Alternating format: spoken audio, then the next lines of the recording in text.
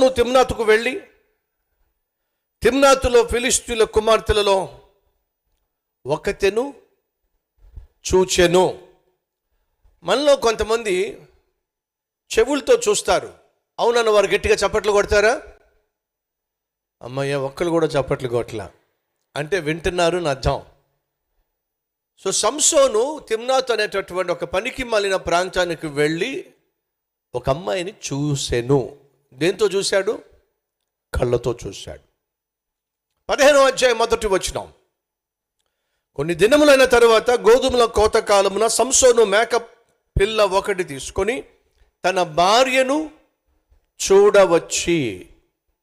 14వ అధ్యాయం 1వ వచనం ఏం చూసాం? ఒక అమ్మాయిని చూడడానికి వెళ్ళాడు. 15వ అధ్యాయం 1వ వచనంలో మనం ఏం చూస్తున్నాం? తన పిల్లాన్ని చూడడానికి వచ్చాడు. ఆమె ఎవరు? ఫిలిష్తీయురాలు. అన్య సాంప్రదాయాలతో నిండిపోయినటువంటి ఒక అమ్మాయిని చూడటమే కాకుండా, ప్రేమించడమే కాకుండా పెళ్లి చేసుకున్నాడు. ఆ పెళ్లి కాస్త పెటాకులు అయిపోయింది. 16వ అధ్యాయం 1వ వచనం. తరువాత సంసోను గాజాకు వెళ్ళి వేశ్యను ఒకతెను చూచి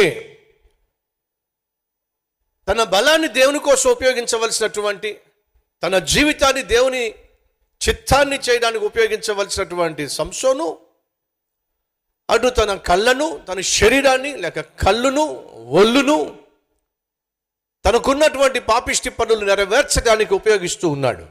14వ వచనంలో తను చూశాడు. 14వ అధ్యాయం 1వ వచనంలో తను చూశాడు. 15వ అధ్యాయం 1వ వచనంలో చూడడానికి వెళ్ళారు. 16వ అధ్యాయం 1వ వచనంలో వేశ్యను చూసెను చూసెను చూసెను. దేవుడు మనకు కళ్ళు ఇచ్చింది అడ్డమైన వాటిని చూడడానికి కాదు, అడ్డమైన వారిని చూడడానికి కాదు. దేవుడు మనకు కళ్ళు ఇచ్చింది కనికరము కలిగినటువంటి కళ్ళు కలిగి, దయ కలిగిన కళ్ళు కలిగి, జాలి కలిగిన కళ్ళు కలిగి, దేవుని ప్రేమను క్రియల్లో చూపించటానికి. అందుకే ఒక చక్కని పాట రాశాను నేను. నిన్ను చూసే కన్నులు నాకు దయచే ప్రభువా, నిన్ను చూసే కళ్ళు నాకు దయచే,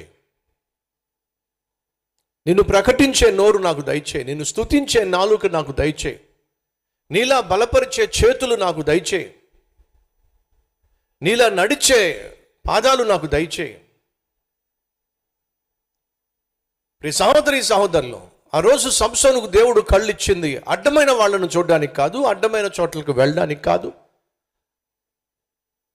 అడ్డమైన వాటిని చూడడానికి కాదు, కానీ తను కళ్ళతో అపవిత్రమైనటువంటి వాటిని చూడడానికి తాను పదే పదే తహతహలాడాడు.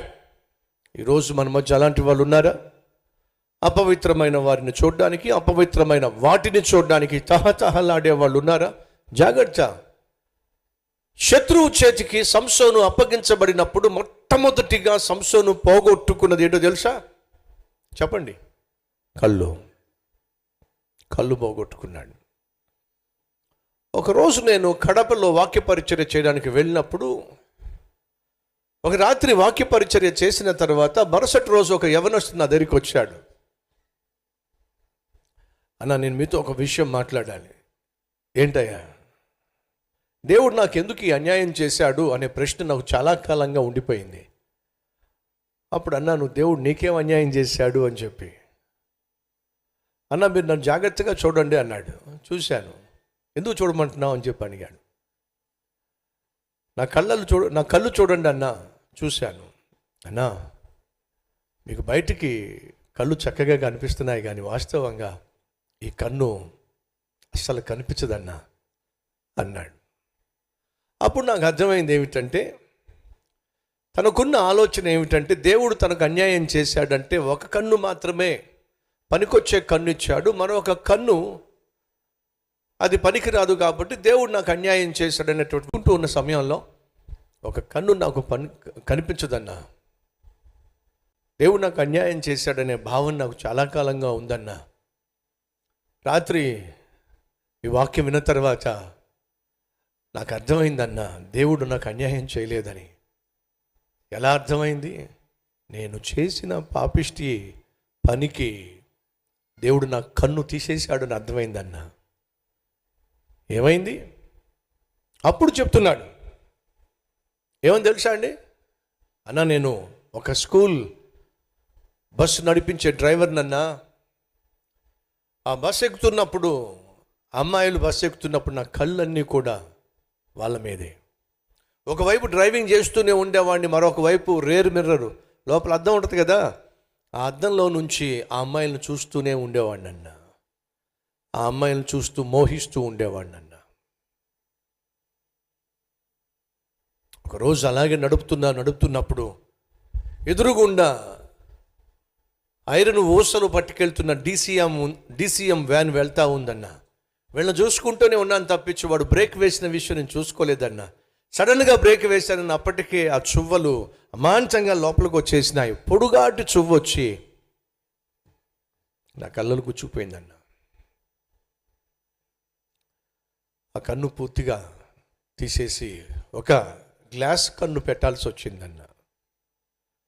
దేవుడు నాకు అన్యాయం చేశాడు అనే భావనే నాకు ఉంది. కానీ రాత్రి మీ వాక్యం విన్న తర్వాత సంసోను కళ్ళు దేవుడు ఎందుకు తీసి పడేశాడో, లేక ఫిలిష్తీయులు తీసేయడానికి ఎందుకు దేవుడు అనుమతించాడో, రాత్రి మీరు మాట్లాడుతున్నప్పుడు నా అపవిత్రమైన చూపులే, నా కళ్ళల్లో ఉన్నటువంటి కామమే నా కన్ను పోయే విధంగా చేసింది. దేవుడు కాదు, నా కన్ను పోగొట్టింది నా పాపమే నా కన్నును పోగొట్టింది.